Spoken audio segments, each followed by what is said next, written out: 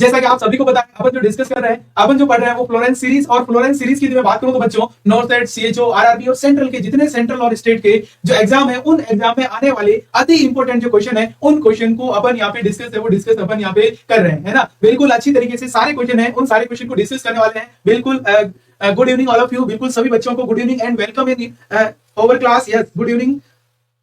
Yes, अपन बात करें यहाँ अच्छी गुड इवनिंग, बिल्कुल गुड इवनिंग सभी बच्चे। एक बार इस सेशन को शेयर जरूर कर दीजिएगा, जिससे क्या होगा कि उन सभी तमाम बच्चों तक ये सेशन पहुंचेगा जो बच्चे इसकी तैयारी करना बिल्कुल चाहते हैं। उन सभी के लिए ये सेशन सबसे इंपॉर्टेंट है, वो इंपॉर्टेंट रहने वाला है। बिल्कुल विनोद पाल, बिल्कुल good evening. Yes, Diksha good evening. Yes, उसके बाद Amrita Sen good evening. Yes, good evening to all सभी बच्चों का एक बार फिर से इस क्लास के अंदर स्वागत है।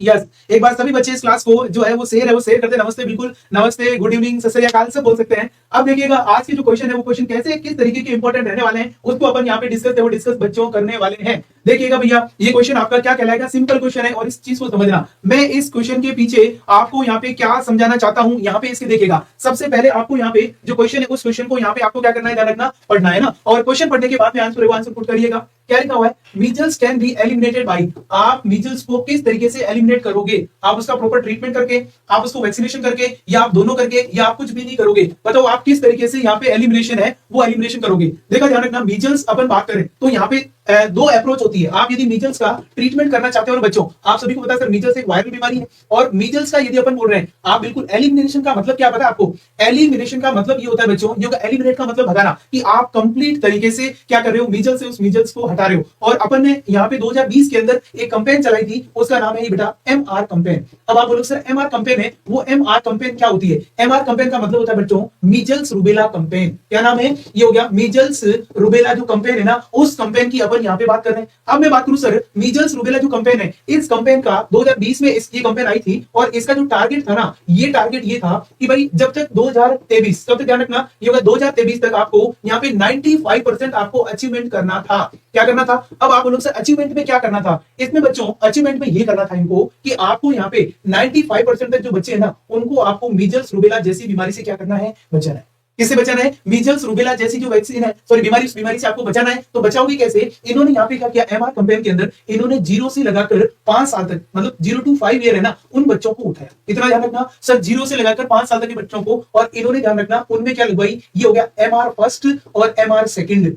इसकी बात करें, ये दो वैक्सीन है, एक का नाम हो गया MR first, measles rubella first, और मीजल्स रूबेला सेकंड। ये दोनों यहाँ पे इन्होंने वैक्सीन लगाई, एक तो ये हो गया, और दूसरा जो जिस बच्चों को मीजल्स हुआ है उनका प्रॉपर ट्रीटमेंट है, वो ट्रीटमेंट यहाँ पे करना। तो अपन यहाँ पे किसके द्वारा कर सकते हैं, अपन इसके आंसर में बात करें कि सर इसका आंसर क्या हो सकता है बच्चों, तो इसके अंदर आप दोनों है ना, ये आपका क्या होगा, ये अपन बोला सर ऑल ऑफ दीज होगा। आप इनका प्रॉपर ट्रीटमेंट करिए और वैक्सीनेशन, और वैक्सीनेशन में सबसे इंपॉर्टेंट है ना, वो कौन भूमिका निभाएगी, उसका नाम क्या है बच्चों, MR है, वो MR। यस, बिल्कुल जिन ने, यस देखो वैक्सीनेशन और दोनों है ना, जो बच्चे सी आंसर दे रहे, बी आंसर दे रहे, तो बिल्कुल बच्चों यहाँ पे दोनों जो आंसर है ना, वो आपके राइट है, वो राइट यहाँ पे होंगे। क्लियर चीज, आप प्रॉपर ट्रीटमेंट भी कर सकते हो, और दूसरा क्या कर सकते हो सर, वैक्सीनेशन। अब यहाँ पे मैं बात करूं, एक चीज आप यहाँ पे देखना, गवर्नमेंट ने इसके लिए जो कैंपेन चला रखी, ये देखिए आपको दिख रहा होगा NHM है ना, उस NHM की मैं बात कर रहा हूं। और यहाँ पे कैंपेन में क्या लिखा है कि मीजल्स कैसी बीमारी, आप देखना यहाँ पे मीजल्स से ये होगा deadly disease can lead, measles बहुत खराब बीमारी है, और इसकी वजह से क्या हो सकता है, यहाँ पे देखिए इन्होंने कहा कि एक तो बच्चे में निमोनिया हो सकता है, मैंने पहले क्वेश्चन में आपको बताया जरूर था। उसके बाद आपने देखा होगा डायरिया है, वो क्या हो सकता है, डायरिया, वो डायरिया हो सकता है, ठीक है। उसके बाद नेक्स्ट अपन ने बात करी सर लाइफ थ्रेटनिंग कॉम्प्लिकेशंस, जैसे अपन बोल रहे सर नर्वस सिस्टम से रिलेटेड, स्प्लीन से रिलेटेड, ऐसे कॉम्प्लिकेशंस यहाँ पे क्या हो सकते हैं, आ सकते हैं भी।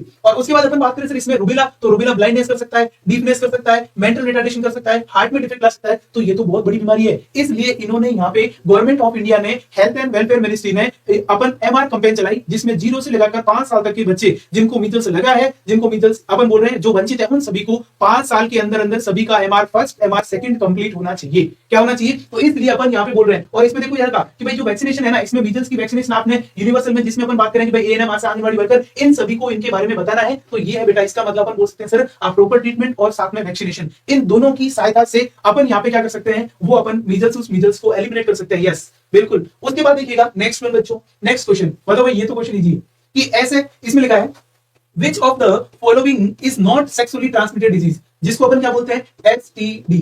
मतलब भाई कौन सी STD नहीं है, किसकी बात करें अपन, ध्यान रखना, which of the following is not a sexually transmitted disease. अपन बोल रहे हैं कि एक ऐसी जो जिसको अपन बोलते हैं ना यौन संबंधी बीमारी नहीं है, उसको अपन बोल रहे हैं। यहाँ पे आपने कहा सर सिफिलिस है क्या, गोनोरिया है क्या, फाइब्रोस न्यूट्रस है क्या, एचआईवी है क्या। अब आपने देखा होगा सर जो सिफिलिस बीमारी है ये तो बिल्कुल कैसी बीमारी है सर, ये अपन बोल सकते हैं सेक्सुअली ट्रांसमिटेड। और सेक्सुअली ट्रांसमिटेड का मतलब होता है यदि बीमारी एक व्यक्ति से दूसरे व्यक्ति में सेक्सुअल कॉन्टेक्ट की वजह से होती हो, और सेक्सुअल कॉन्टेक्ट की वजह से क्या होता है, सिफिलिस भी होता है, बिल्कुल सही बात है। फिर लिखा गोनोरिया, ये गोनोरिया एक बैक्टीरिया होता है जिसका नाम है नाइजीरिया गोनोरिया, और उस नाइजीरिया गोनोरिया की वजह से जो डिजीज होती है उसको अपन बोलते हैं गोनोरियल डिजीज। इसका मतलब ये भी एसटीडी है, यदि किसी एक पार्टनर को हुई तो दूसरे पार्टनर को भी बच्चों हो सकती है। और तीसरा अपन बात करें, ये लिखा फाइब्रोइड यूट्रस। फाइब्रोइड यूट्रस का मतलब सिंपल सी बात है कि बच्चों ये यूट्रस है और इस यूट्रस के अंदर एक गांठ बन गई है। इस यूट्रस के अंदर क्या बन गई है, ये हो गया एक ट्यूमर है, वो ट्यूमर बन गई है। और वो ट्यूमर कैसा है, वो है फाइबर। किसका बना ध्यान रखना सर, फाइब्रोइड है ना, उस फाइब्रोइड का बना है, इसलिए इसको अपन बोलते हैं फाइब्रोइड यूट्रस। तो इसका मतलब ये अपन बोल रहे हैं अब किसी भी वुमन में ये ऐसी ट्यूमर बनी हुई है तो वो ट्यूमर किसी अगले पार्टनर को हो सकती है क्या, ये नहीं हो सकती। क्या नहीं हो सकता, जो फाइब्रोइड यूट्रस है वो एक बीमारी ऐसी है जो ट्रांसमिट नहीं हो सकती। और आपने देखा होगा एचआईवी तो ट्रांसमिट होता है, जिसको अपन बोलते हैं ह्यूमन इम्यूनो, जो अपन वायरस, और इस वायरस की वजह से एड्स नामक जो डिजीज है वो डिजीज यहाँ पे कोज है, वो कोज होती है। तो ये अपन बोल सकते हैं इसका मतलब ये तीनों होगी। और इसमें पूछा क्या सर कौन सी नहीं है, इसका मतलब बिल्कुल कौन सा आंसर है वो सही जाएगा, बिल्कुल सी आंसर है। वो आप सबने किया है, चेतन ने सी किया है, श्रद्धा ने बिल्कुल सी किया है ना। उसके बाद में अपन यहाँ पे बात करें, बिल्कुल सभी ने सही आंसर है वो सही आंसर पुटअप किया, सी इज द राइट आंसर। तो मैं यहाँ पे आपका क्या बता देता हूँ, सी है, सी को अपन सही मान लेते हैं। ये हो गया सर, फाइब्रोइड है ना वो कभी भी नहीं होता, क्योंकि ये तो एक ट्यूमर किसी में भी हो सकती है, लेकिन ट्यूमर है वो ट्यूमर ट्रांसमीटर नहीं होगी, ये ध्यान रखना। ओके, अगला क्वेश्चन पे आ जाओ बच्चों। यस, ये क्वेश्चन भी अच्छा है। आपने देखा होगा ओसीपी जो लोग खाते हैं, क्या नाम है, ये लिखा choose side effect of oral contraceptive pills. आपने देखा ओसीपी, ओसीपी का मतलब होता है ओरल कॉन्ट्रासेप्टिव पिल्स। और ये ओसीपी की साइड इफेक्ट में क्या है, पेन इन एब्डोमेन, या इंक्रीज एपेटाइट, लूज मोशन, या अपन बोल सकते हैं इंटरमिटेंट स्पॉटिंग। इंटरमिटेंट स्पॉटिंग का मतलब यह है कि मेंसेस आ रहा है ना, उस मेंसेस के बीच बीच में क्या हो रही ब्लीडिंग है, वो ब्लीडिंग देखने को मिलेगी। तो उसको अपन यहाँ पे क्या बोलते हैं, इंटरमिटेंट स्पॉटिंग है ना, उस स्पॉटिंग के नाम से जाना जाएगा।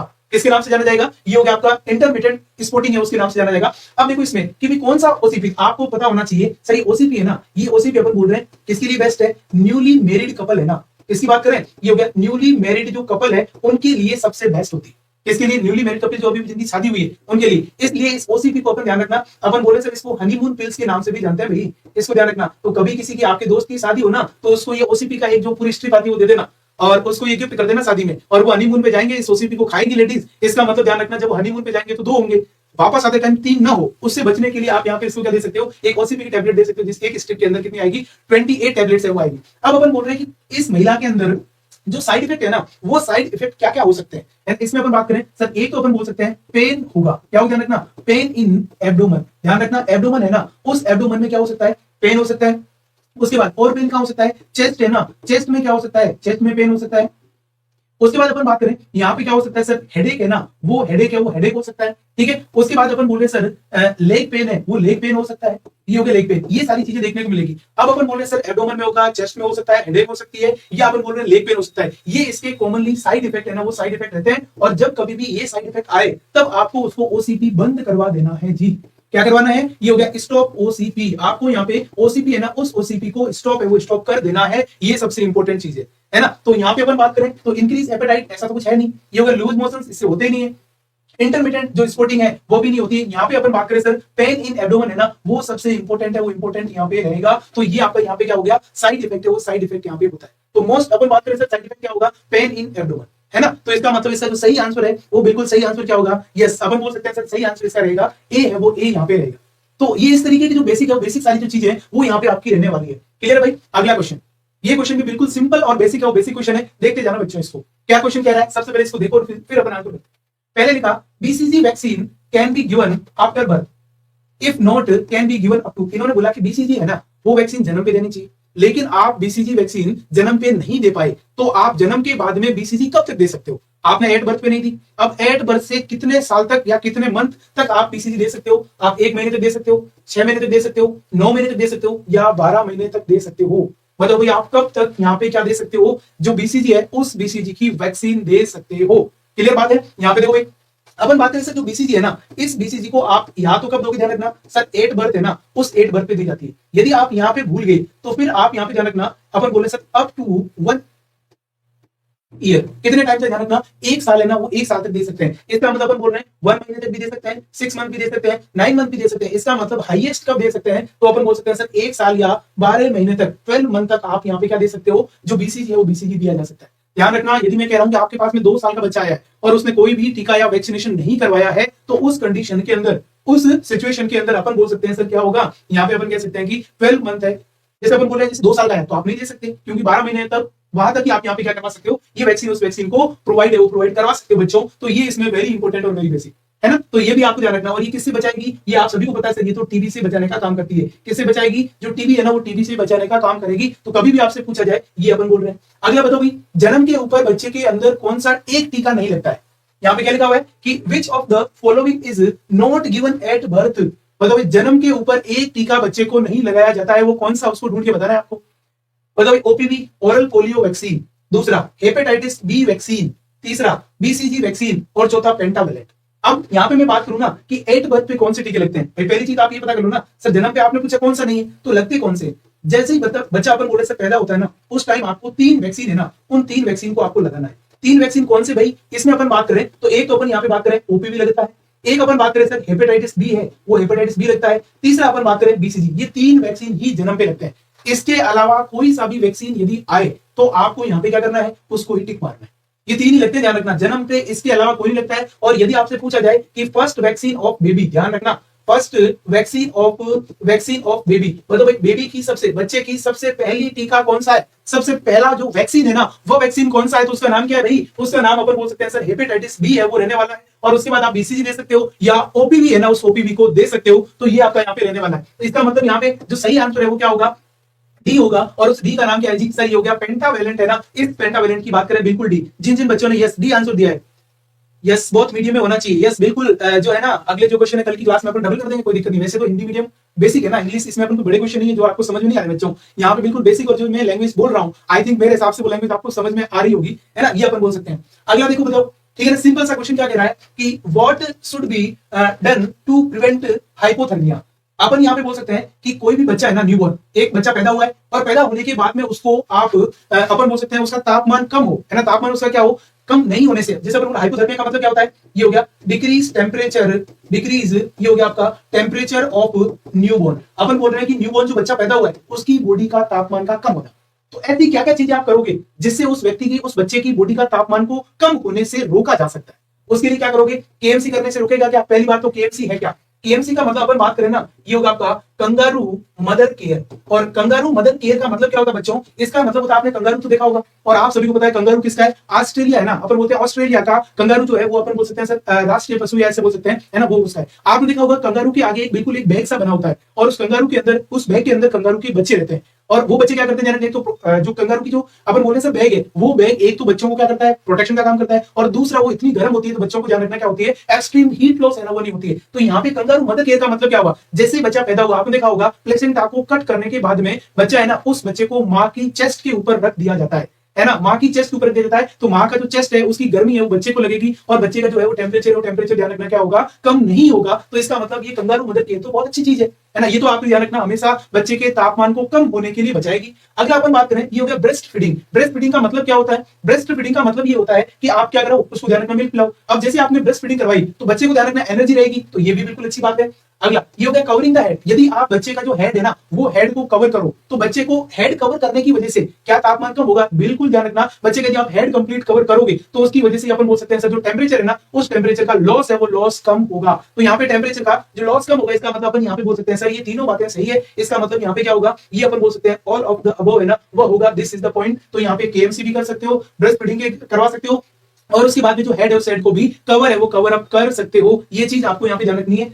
इससे बचाने के लिए आप सभी को पहले तो पता होना चाहिए, एक न्यूबॉर्न बेबी पैदा होता है, किसकी बात करें, ये हो गया न्यूबॉर्न बेबी। इस न्यूबॉर्न बेबी का जो नॉर्मल बॉडी है ना उसका टेम्परेचर कितना होता है बच्चों पता होना चाहिए, ध्यान रखना। अपन बात करें न्यूबॉर्न का तो इसकी जो बॉडी का जो टेम्परेचर है ना वो टेम्परेचर कितना होता है, अपन बोल सकते हैं सर ये हो गया आपका, ये होगा 36.5 से लगाकर ये होगा 37.5 नॉर्मली। यहाँ पे ध्यान रखना थोड़ा सा जो टेम्परेचर है ना वो बच्चों में क्या होता है, कम है, वो कम होता ही, ध्यान रखना। कितना ध्यान रखना, ये हो गया आपका 36। अब अपन बात करें यदि 35.5 हुआ, इसका मतलब अपन क्या बोल रहे हैं सर, ये मॉडरेट। अपन बोल रहे हैं 35 से यदि 5 पॉइंट कम हुआ तो इसका मतलब अपन बोल रहे हैं सर उसका जो मॉडरेट है वो मॉडरेट, उसको क्या हुआ है, माइल्ड हाइपो ये हो गया थर्मिया, हाइपोथर्मिया है ना, और इसमें भी अपन बोल रहे हैं मॉडरेट। और यदि अपन बोल रहे हैं सर 32.5 से कम हुआ, इसका मतलब उसको अपन बोलते हैं सीवियर हाइपोथर्मिया। बच्चे को बहुत ज्यादा टेम्परेचर है, वो टेम्परेचर कम हो गया और बच्चे का टेम्परेचर यदि इससे कम होता है तो इसका मतलब फिर बच्चे की क्या हो सकती है, इसकी बच्चे की डेथ है, वो डेथ हो सकती है। और यदि बच्चे की डेथ होती है, इसलिए अपन यहाँ पे बोलते हैं कि जो हाइपोथर्मिया है ना, इसको अपन दूसरा किसके नाम से जानते हैं, इसको अपन बोलते हैं silent killer disease in, silent killer, इसकी बात करें ये होगा sir silent killer disease in newborn, कि ऐसी कौन सी बीमारी है, ठीक है ना, जिससे क्या होगा, साइलेंटली पता ही नहीं चलता है, नॉर्मली बच्चा था और थोड़ी देर में टेम्परेचर कम हुआ और बच्चे की डेथ हो गई, है ना, साइलेंटली एकदम से डेथ होगी, इसको अपन बोलते हैं silent killer disease of newborn. ध्यान रखना, दो प्रकार की साइलेंट किलर है। यदि आपसे ये पूछा जाए ना जनरली कि silent killer disease in human being, तो आपको हाइपरटेंशन बताना है, क्योंकि हाइपरटेंशन बीपी में भी पता नहीं चलता है, धीरे धीरे व्यक्ति को बीपी बढ़ती रहती है और आगे जाके एक दिन उसकी डेथ हो जाती है, इसलिए उसको बोलते हैं साइलेंट किलर डिजीज, तो हाइपरटेंशन। लेकिन आपसे ये पूछा जाए silent killer disease in newborn, जो नए बच्चे पैदा होते हैं उनमें ऐसी कौन सी बीमारी है जो साइलेंट किलर है, तो उसका नाम क्या है जी, ये हो गया सर हाइपोथर्मिया, बॉडी का तापमान कम होना। क्या होना ध्यान रखना, बिल्कुल यस, ये अपन यहाँ पे क्या कर सकते हैं, बोल सकते हैं। तो ये आपका क्या हो गया डी। उसके बाद देखो अगला, यस बताओ भाई, एक कौन सी एज में, ये क्वेश्चन किसके बारे में, सिंपल सा, कि ए इन्फेंट, कि एक जो शिशु होता है ना, might start walking at age, एक बच्चा जैसे ही पैदा होता है उसके बाद में कितनी उम्र में वो खुद से चलना सीखेगा, मतलब एक बच्चा है नॉर्मली, है ना, वो कब चलेगा, ऑटोमेटिक वॉकिंग, वॉकिंग का मतलब होता है चलना। अपन बात करें सर, ये 6 to 9 मंथ में होगा, 6 से 12 मंथ में होगा, 13 से 15 मंथ में होगा, या बिल्कुल भी नहीं करेगा। अब बताओ भैया बच्चा कब नॉर्मली चलना सीखता है, इसको अपन बोलते हैं माइंड। इसको अपन क्या बोलते हैं सर, माइल जो स्टोन है, उस माइल स्टोन की बात कर रहे हैं, तो माइल स्टोन का मतलब क्या होगा कि नॉर्मली बच्चा कौन सी एज में चलता है, बताओ भाई, 3 to 6 मंथ में चलता है क्या, या 9 to 12 मंथ चलता है क्या, या अपन बोल रहे हैं 13 to 15 मंथ।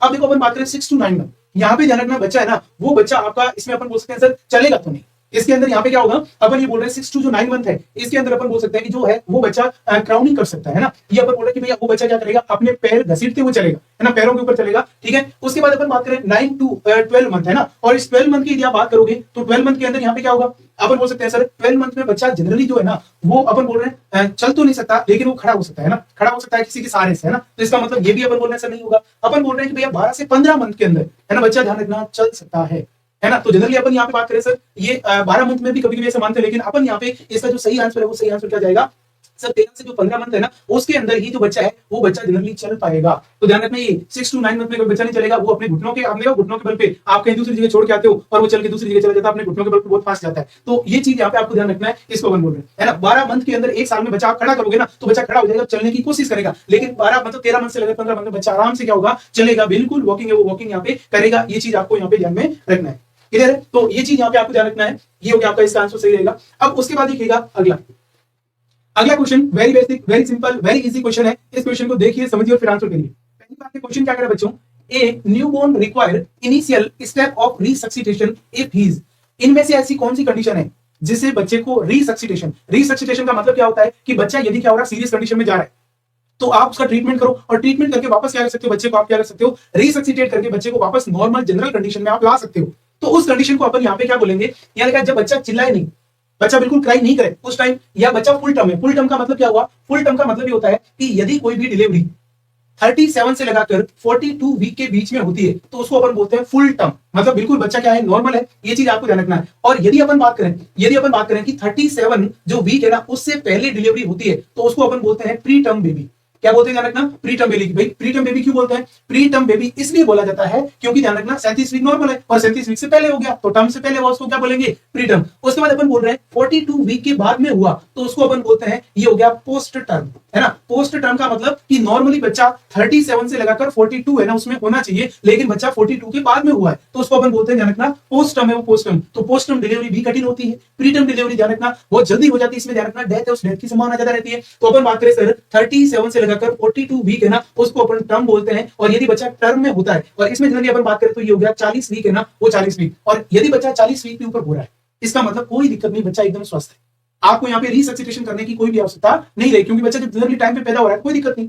अगला अपन बात करें गुड मसल स्टोन, जैसे बच्चा पैदा हो रहा है तो उसके बाद बच्चा एकदम से अपन बोल रहे हैं मसल्स, वो बच्चा अपनी बॉडी में एक्टिविटी कर रहा है। बच्चा यदि बॉडी के अंदर एक्टिविटी कर रहा है, वो अपने हाथ पैर को इधर उधर हिला रहा है, इसका मतलब क्या, बच्चा ठीक है तभी तो हिला रहा है ना, इसका मतलब ये बात भी ठीक है, ये बात भी ठीक है। उसके बाद क्राइम, बच्चा जैसे ही पैदा हुआ और उसमें बच्चा अच्छी तरीके से रो रहा है, भैया बच्चा पैदा होते ही रोना चाहिए, बच्चा नहीं रोया तो ध्यान रखना काम गड़बड़ है, और यदि बच्चा रो रहा है दैट्स मींस अपन क्या बोल सकते हैं, कोई दिक्कत नहीं है कि वो ठीक है। इसका मतलब मैं बोल रहा हूं सर इसमें भी आपको रिसर्चिटेशन की जरूरत नहीं है, इसमें भी आपको नहीं है, और यदि फुल टर्म है उसमें भी नहीं है। इसका मतलब बच्चा नहीं रोया, बच्चे ने पैदा होते क्राई, आपने देखा होगा बच्चा जैसे पैदा होता है और जैसे उसने क्राई नहीं की तो ध्यान रखना अपन क्या करते हैं कि जो बच्चे के जो सोल होते हैं, जो पैर होते हैं ना, उसके ऊपर अपन फ्लिकिंग करते हैं, मारते हैं। या अपन बोल रहे बच्चे को अपन ऐसा लिया और उसके पीठ के ऊपर अपन क्या करते हैं, थपथपाते हैं, पीठ के ऊपर मारते हैं, और मारने से बच्चे को पेन होगा, और पेन होगा तो बच्चा क्या होगा, ध्यान रखना रोएगा। और जैसे ही बच्चा क्राइंग करेगा, बच्चों क्राइंग करेगा तो ध्यान रखना ओपन लंग्स, उसके जो लंग्स है ना वो लंग्स क्या हो जाएंगे, ओपन, और लंग्स ओपन होने की वजह से यहाँ पे बच्चे में स्टार्ट रेस्पायरेशन है ना, वो बच्चे का रेस्पायरेशन यहाँ पे क्या हो जाएगा, अपन बोल रहे हैं स्टार्ट है वो स्टार्ट हो जाएगा। तो बच्चे में रेस्पिरेशन स्टार्ट कब होता है, जब बच्चा रोता है, ये ध्यान रखना। और जब तक बच्चा नहीं रोएगा तो ध्यान रखना वो सांस भी नहीं लेगा। तो ये अपन यहाँ पे बोल सकते हैं इसके अंदर क्या होगा, ये जो है वो क्राइंग है, वो क्राइंग करना बहुत जरूरी है। इसका मतलब इसका जो सही आंसर है बच्चों,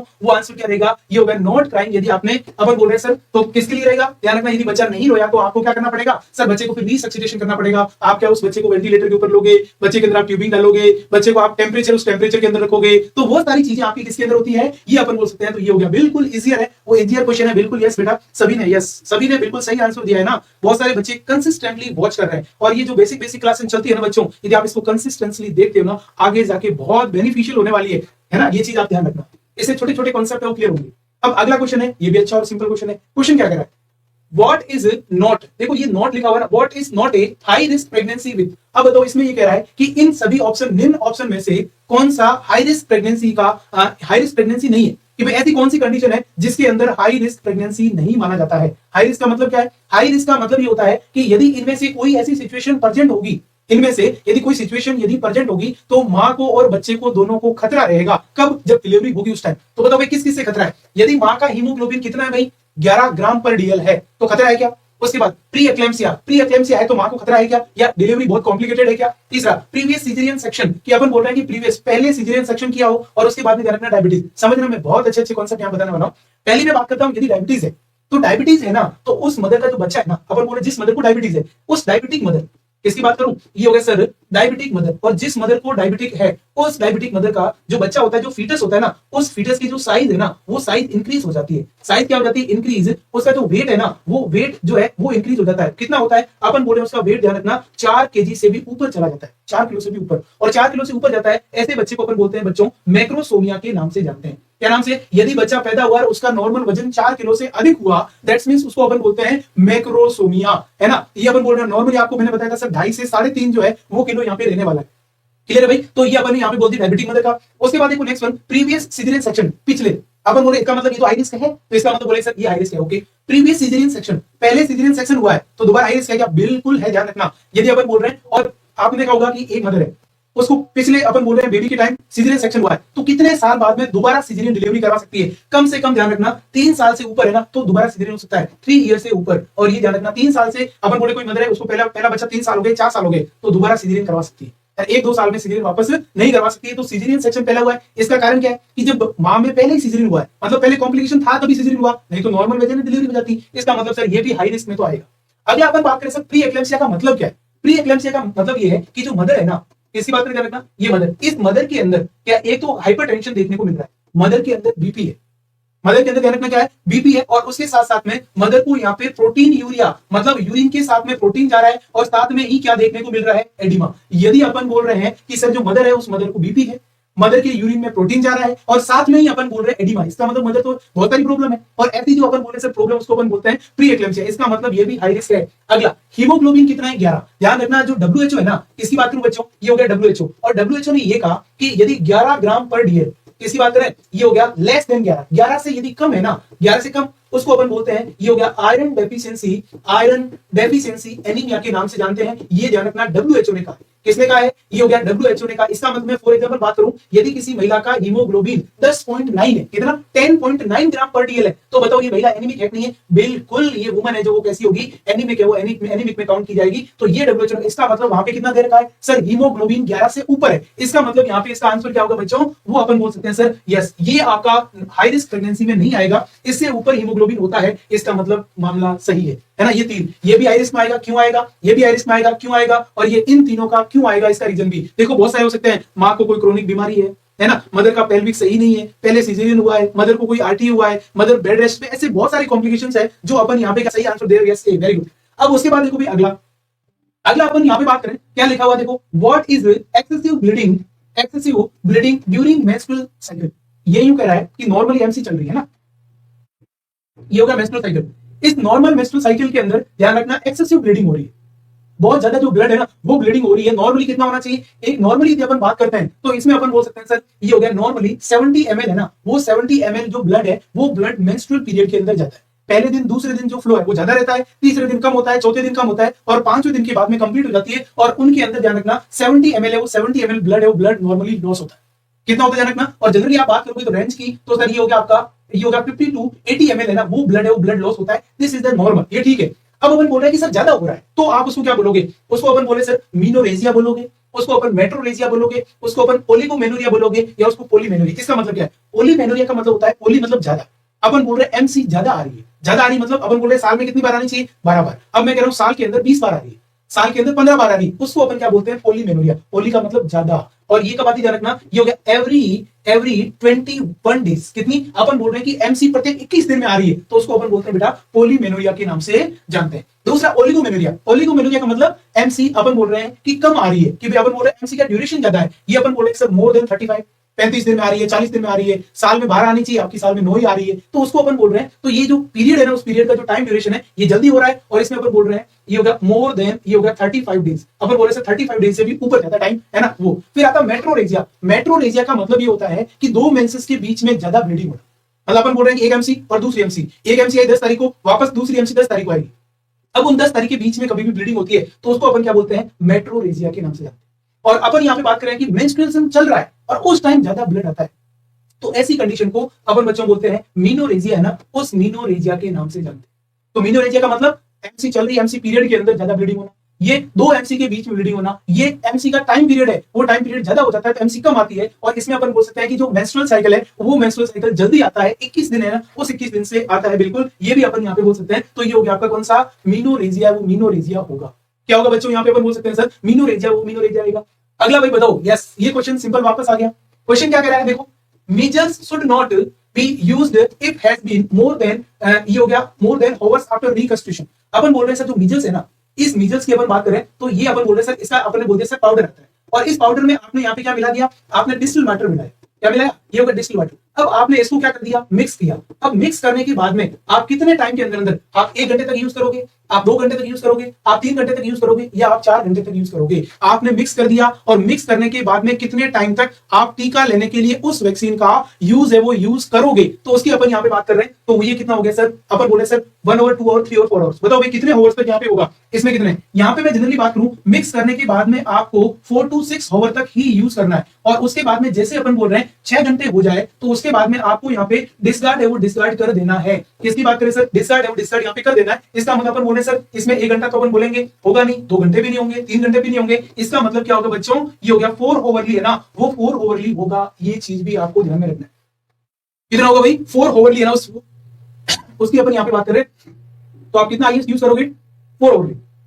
नेक्स्ट भाई बताओ भाई ऐसी कौन सी बीमारी है, यस ये भी अच्छा क्वेश्चन है और ये क्वेश्चन मैं कह रहा हूं आपके नर्सिंग एप्टीट्यूड के अंदर डायरेक्ट पूछा जाएगा। क्या लगा है कि which disease transmitted mainly feco oral route. बताओ ऐसी कौन सी बीमारी है जो किससे फैलती है, मुंह और गुदा के द्वारा, उसके द्वारा फैलती है।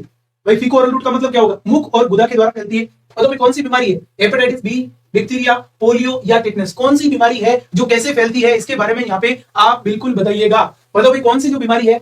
सबसे पहले मैं बात करूं, ये होगा हेपेटाइटिस बी। हेपेटाइटिस बी कभी भी मुख और गुदा से नहीं फैलती है, फीको ओरल रूट से नहीं फैलती है, तो किससे फैलती है, तो ये फैलती है ध्यान रखना ब्लड, जिसको अपन बोलते हैं रक्त के द्वारा। किसके द्वारा होती है ध्यान रखना, ब्लड के द्वारा ट्रांसमिट होती है। दूसरा अपन बात करें डिप्थीरिया।